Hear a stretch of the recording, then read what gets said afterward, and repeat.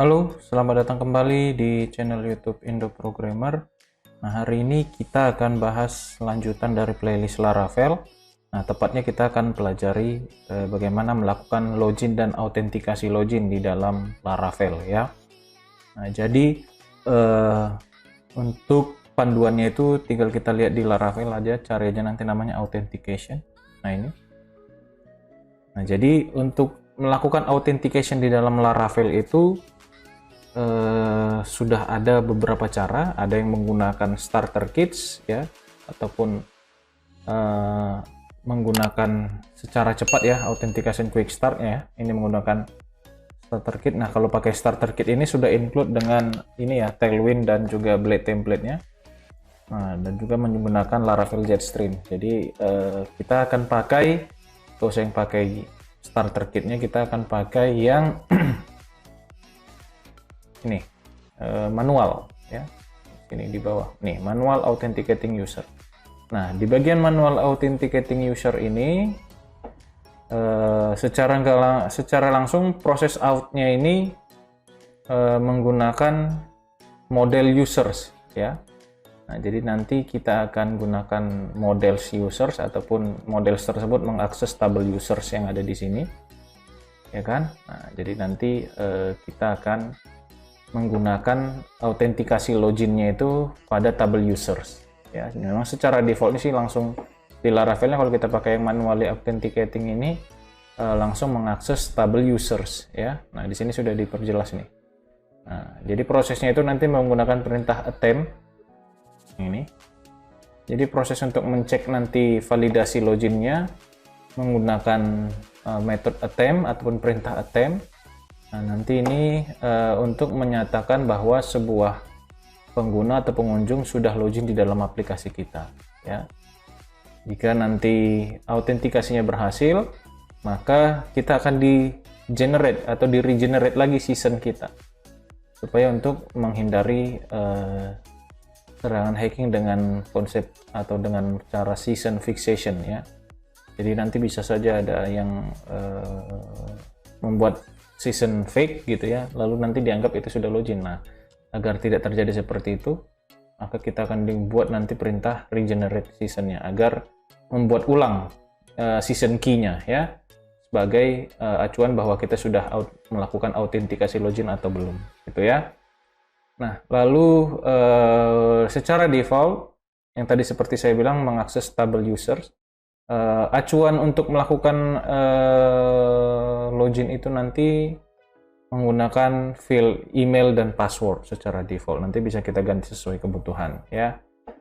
Nah, jadi kita nanti gunakan aja sesuai panduannya, email dan juga password ya, untuk dicek nanti kebenarannya. Nah, lalu nanti password itu kita akan enkripsi di sini ya. Data yang disimpan nanti ke dalam field password kita akan enkripsi ya. Nah, itu dia. Nah, itu nanti secara manualnya kita akan pakai perintah ini ya. Lalu untuk nanti melakukan authentication-nya seperti ini. Ini HTTP Basic Authentication. Nanti kita akan pakai pengecekan autentikasinya menggunakan middleware ya. Jadi nanti kalau sudah login, kita bisa lihat setiap root ataupun halaman yang kita gunakan, kita berikan akses autentikasi.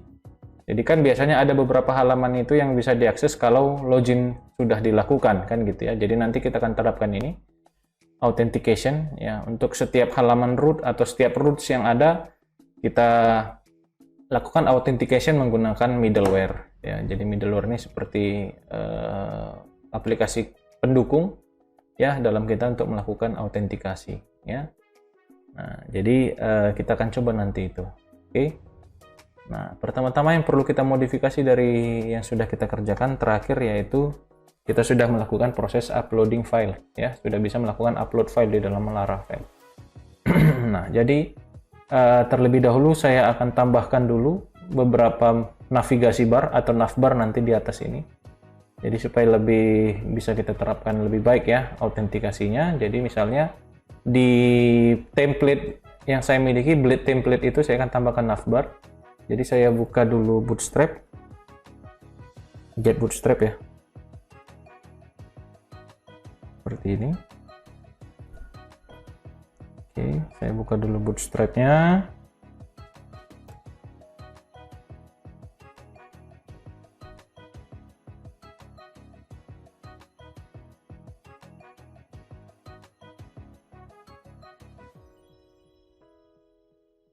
Oke, saya ambil di bagian navbar. Saya mau pakai navbar. Nah, ini how it works. Ini saya ambil, saya copy, saya masukkan ke dalam template saya, layout template saya ini saya tambahkan di sini. Gini ya. Nah, ini saya ganti navbar, judulnya adalah belajar Laravel misalnya ya. Lalu ini menunya yang pertama beranda, ya kan? Lalu ini member yang kemarin kita sudah miliki. Lalu drop downnya juga nanti kita akan gunakan tetap. Ini misalnya isinya profile. Dan ini kita hapus, saya nggak pakai. Lalu formnya juga nanti saya akan gunakan belakangan. Oke. Nah, ini kalau kita refresh, nah saya sudah punya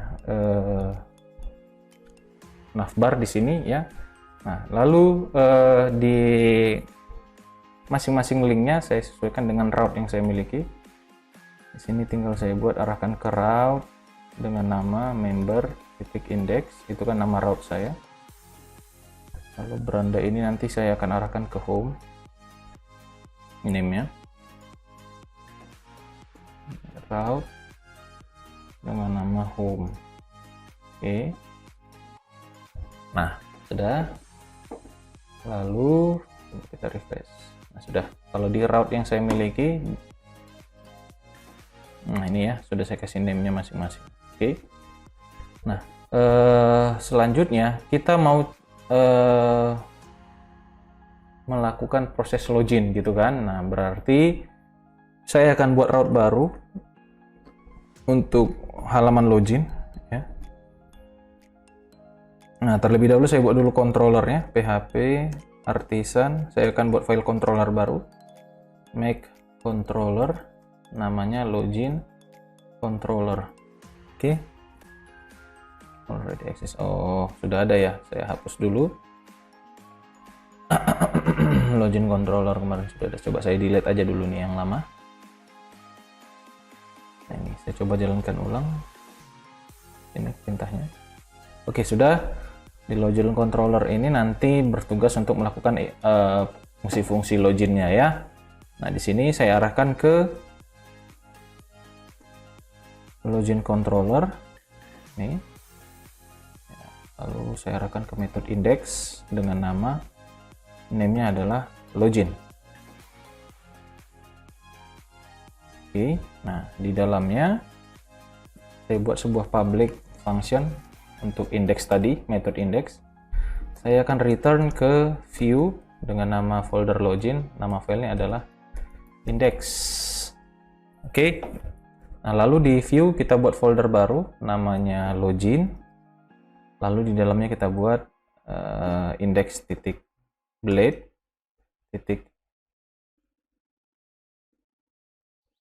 php. Lalu isinya ini saya ambil pakai bootstrap, template bootstrap. Ini bagian yang kedua saya ambil. Saya paste di sini. Oke. Nah, di sini saya buat halaman title-nya ya, halaman login. Oke. Lalu isinya ini saya buat dulu halaman untuk login ya.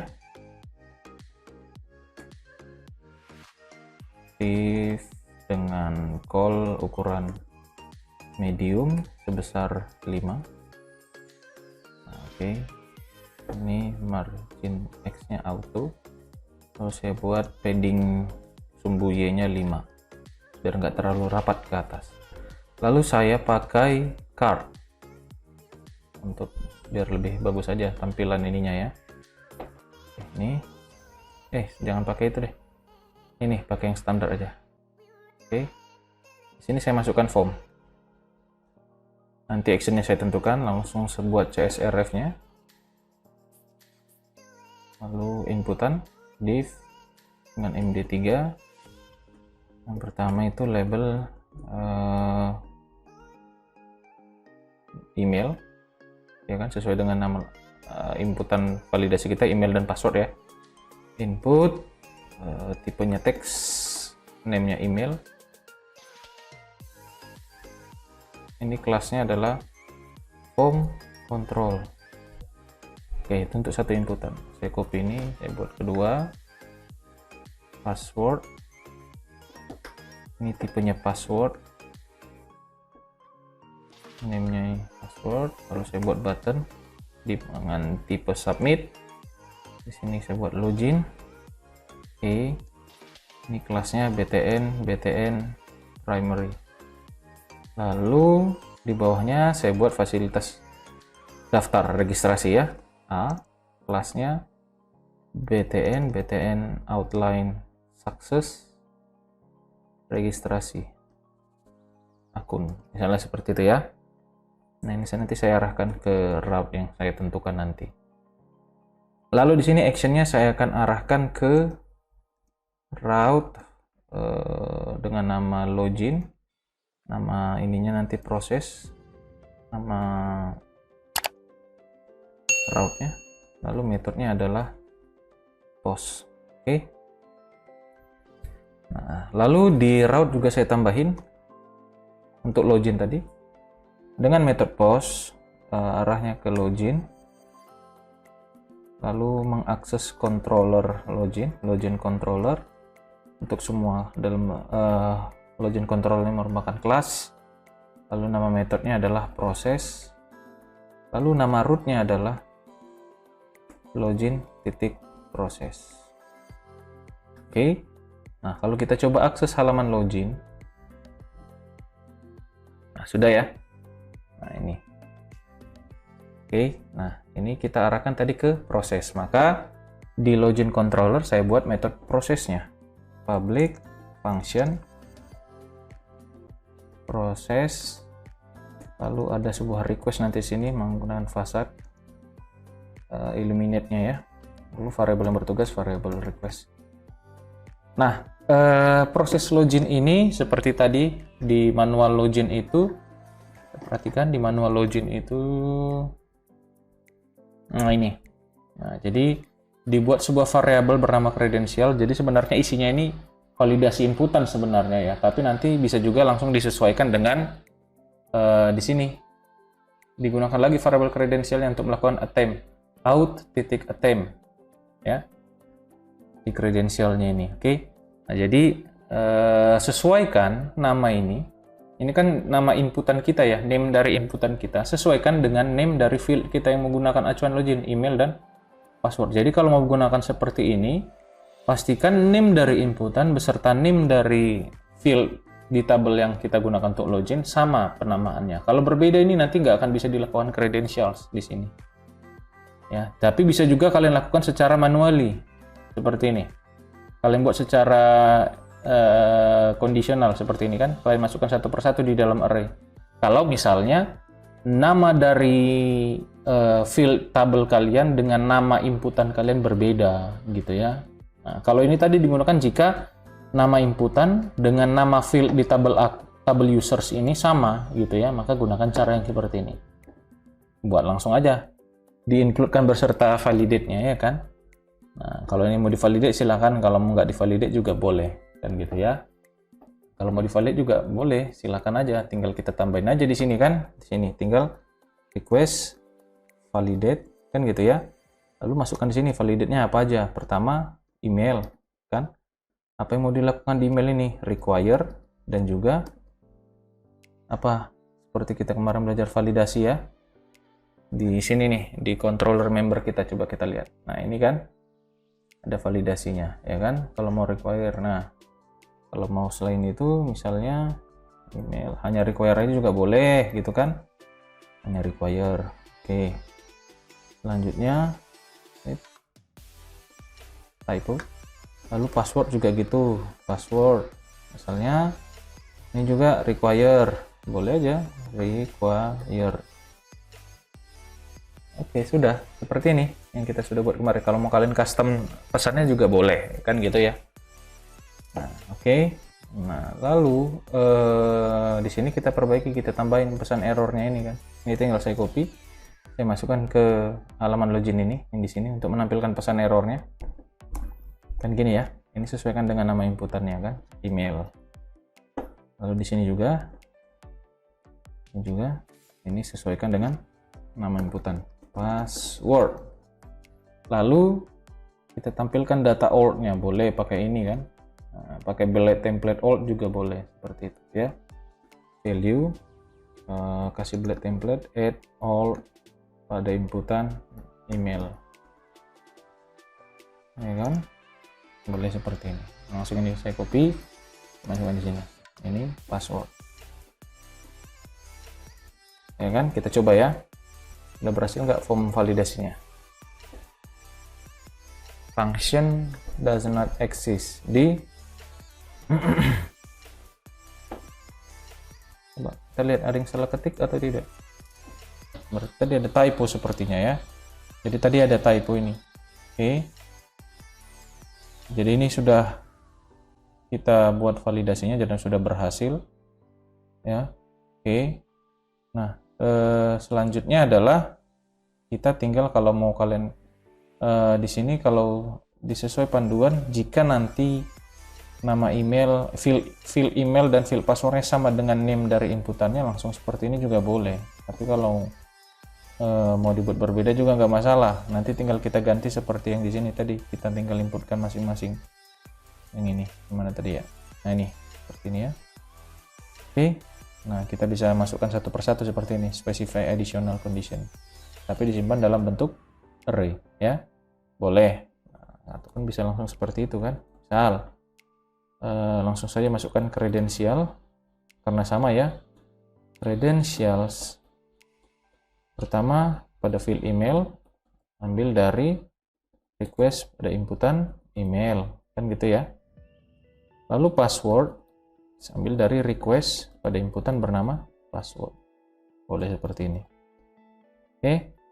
Lalu tinggal langsung kita lakukan kondisi dengan out tadi. Out. Nah ini fungsi VSet yang untuk autentikasinya, dua kali attempt, lalu masukkan isi dari credentials tadi sesuai dengan field kita. Gini ya, seperti yang ini. Sudah. Nah, jadi ini email dan password yang di dalam variable credentials ini, indeks email dan password ini merupakan nama field yang ada di tabel users kita tadi ya. Jika benar, tinggal kita buat request season regenerate. Kita akan regenerate ulang lagi key seasonnya. Jika sudah, tinggal kita redirect dengan intended ke controller member misalnya ya, ke root member. Oke. Ini pakai return ya, return. Oke. Jika tidak berhasil, nah di sini ditampilkan dalam bentuk error emailnya gitu kan. Maka ini yang di bawah ini akan terjadi, akan dieksekusi jika emailnya tidak ditemukan, kombinasi emailnya tidak ditemukan, maka muncul pesannya ini. Ini bisa kita ganti aja, misalnya email tidak ditemukan, ya kan, atau email salah gitu kan. Nah, only input email. Nah, oke. Nah, kita coba ya, kita masukkan. Di sini kan belum ada terdata ya, ya kan, belum ada terdata apanya ya, usersnya ya. Jadi kalau misalnya saya buat aja email asal-asalan di sini, harusnya muncul pesannya tadi itu. Misalnya saya buat gini nih, maka dikasih tahu email tidak ditemukan karena memang tidak ada email tersebut karena masih kosong data kita kan. Nanti bisa kalian lakukan pendataan data user ini gitu ya. Nah, ataupun nanti buat halaman registrasi seperti ini yang saya punya ini. Nanti tinggal kalian input aja nama, email, dan passwordnya ya. Nah, jadi untuk mempercepat, nanti kalian boleh buat fasilitas registrasinya. Untuk mempercepatnya, untuk menguji coba loginnya, saya mau buat akun langsung menyimpan data ke dalam PHP MyAdmin ini. Saya buat, saya tampilkan dulu pakai DD untuk enkripsi datanya seperti ini. Misalnya namanya nanti admin @123 passwordnya. saya mau pakai itu, gitu kan. Nah, di sini, nah ini saya ambil. Karena tadi kan saya bilang bahwa passwordnya itu harus di enkripsi, maka di sini saya insert, saya masukkan yang namanya admin, gitu kan, emailnya admin@gmail.com misalnya ya. Lalu passwordnya saya masukkan di sini. Nah, langsung saya save. Oke, sekarang saya punya data satu di sini, ya kan? Nah, saya mau coba, saya ini kembalikan lagi posisinya, saya hapus. Oke, nah, saya coba login dengan kombinasi tadi. Misalnya saya buat tadi yang namanya admin@gmail, passwordnya saya buat asal nih, padahal tadi passwordnya adalah admin@123. Saya login. Nah, dikasih tahu email tidak ditemukan. Bagaimana kalau misalnya ya, ini kita coba-coba dulu.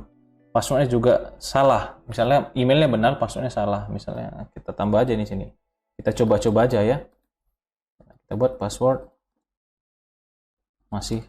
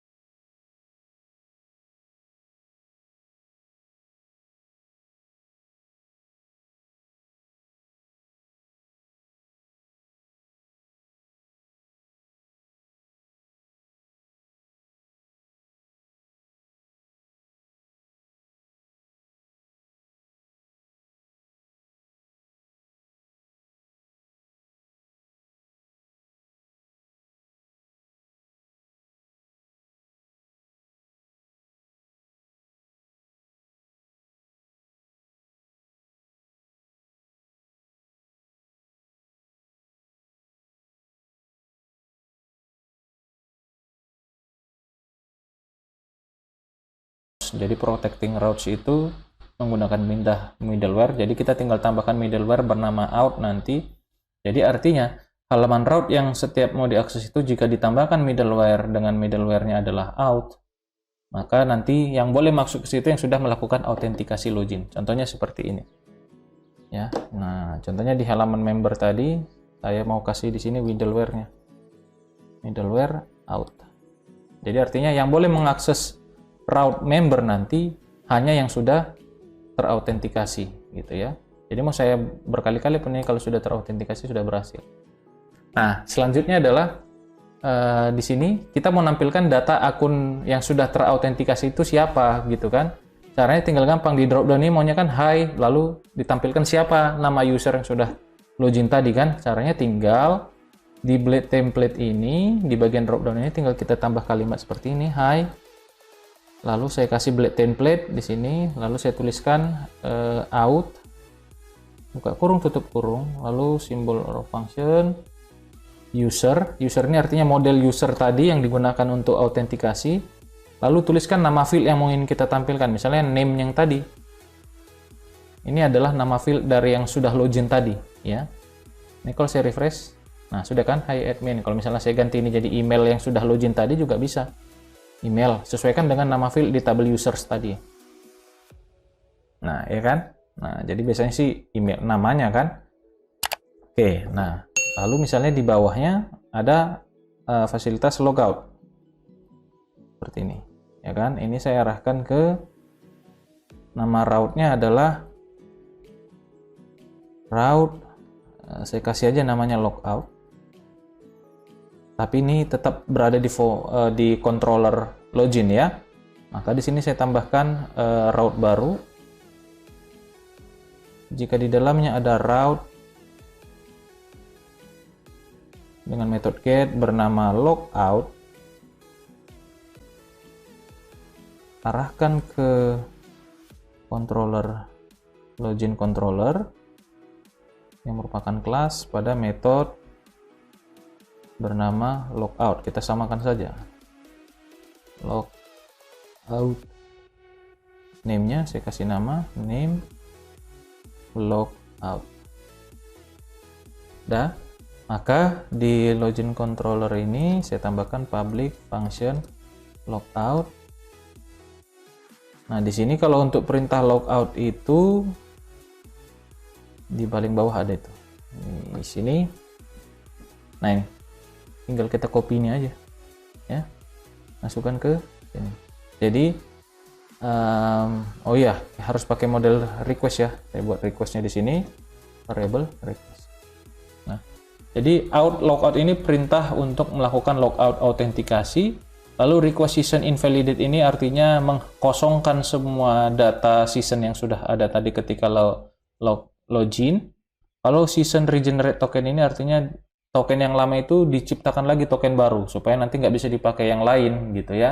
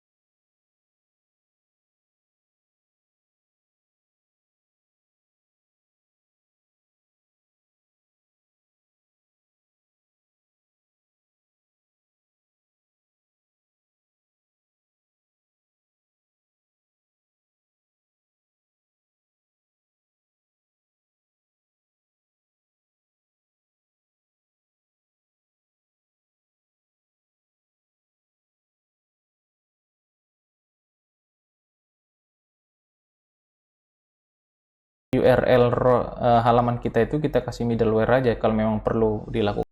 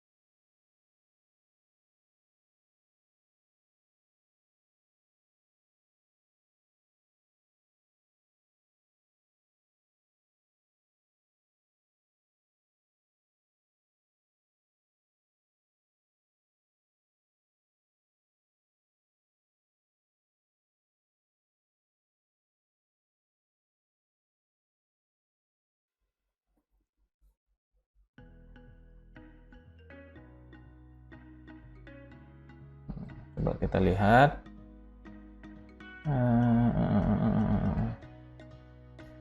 Coba ya, include.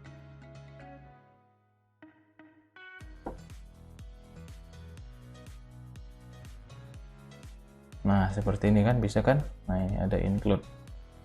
Kita coba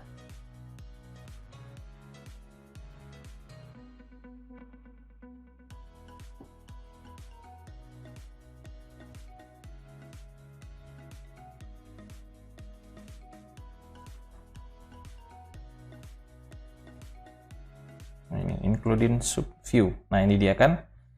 Nah, tinggal kita di setiap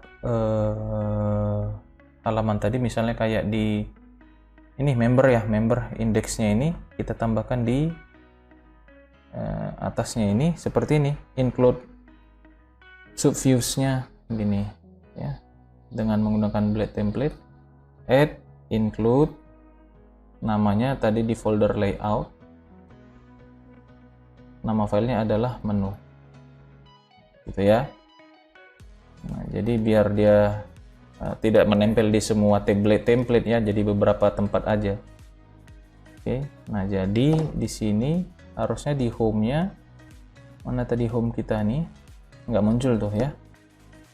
Ini kan kita ganti halaman selamat datang gitu ya.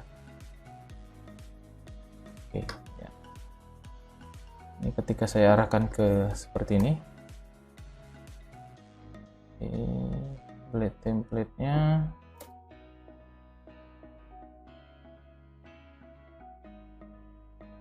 Oke, sudah ya. Lalu di sini tinggal kalau mau kita butuhkan navbar lagi ya boleh gitu ya. Tapi tadi navbarnya pasti berbeda dengan yang ini. Atau begini deh, biar cepat boleh seperti itu. Include tadi nggak usah kita pakai, kita tinggal kasih ini aja, tanda bahwa ini ditampilkan kalau sudah autentikasi. Yang ini nih, yang ini nggak usah ada lagi. Ini saya balikkan lagi, sorry ya, saya kembalikan. Di sini kita letakkan kembali dia. Ini menunya ini nggak perlu ada. Di indeks tadi juga saya hapus, ini juga nggak perlu. Lalu di blade template-nya yang ini hanya muncul kalau sudah autentikasi, gitu ya. Yang ini sorry, yang drop down ini, yang ini nih. Ya, ini akan muncul kalau sudah terautentikasi. Misalnya saya buat aja di sini blade-nya, saya lupa tadi out. Nah seperti ini, lalu ditutupkan di bawah ini, and out. Nah seperti ini. Ya, jadi ini akan muncul jika sudah terautentikasi. Nah ini kalau belum nggak akan muncul. Nah sudah kan? Nah kalau sebelum terautentikasi nanti tinggal tentukan aja. Ini sepertinya ada di autentikasi tadi. Ini. Ya, jika sudah terautentikasi, apa yang dilakukan? Jika belum, apa yang kita lakukan? Misalnya kalau belum, tinggal tambahkan aja di sini. Else. Kita tambahkan link login ini aja, gini di sini. Ini kita arahkan ke login, arahkan ke route-nya itu login. Oke, coba. Nah sudah ya. Nah oke. Nah, kalau kita kembali lagi tadi ke sini, ya kan? Kalau belum login, pilihannya login. Kalau sudah nanti login, kita coba ya. Bukan, admin 123. Nah jadi yang muncul seperti ini, ya kan? Kalau logout, nah sudah, ya kan? Nah oke. Nah ini halaman depannya sudah ada, halaman awal depannya, jadi biar kita gampang untuk melihat mana yang sudah login, mana yang belum login, ya kan? Nah itu dia.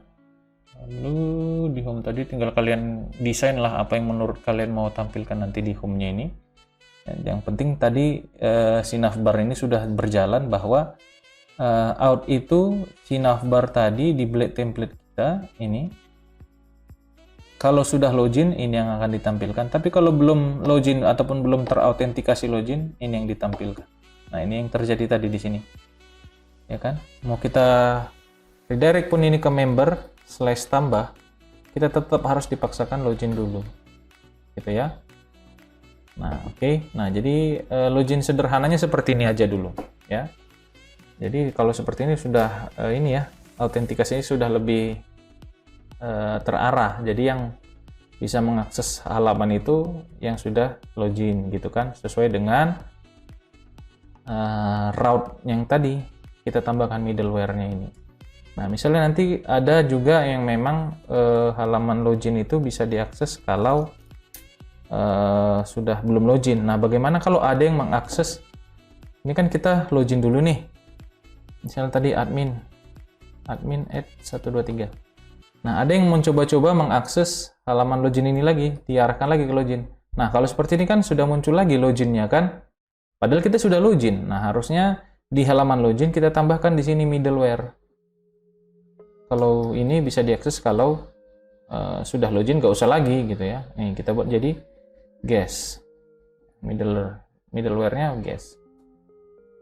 Nah kalau dia middleware-nya guest, artinya jika ada yang mencoba, kalau sudah login, mencoba mengakses halaman login lagi, kita akan diarahkan ke route home. Nah perhatikan, itu berada di mana? Berada di sini konfigurasinya. Bentar ya, di middleware,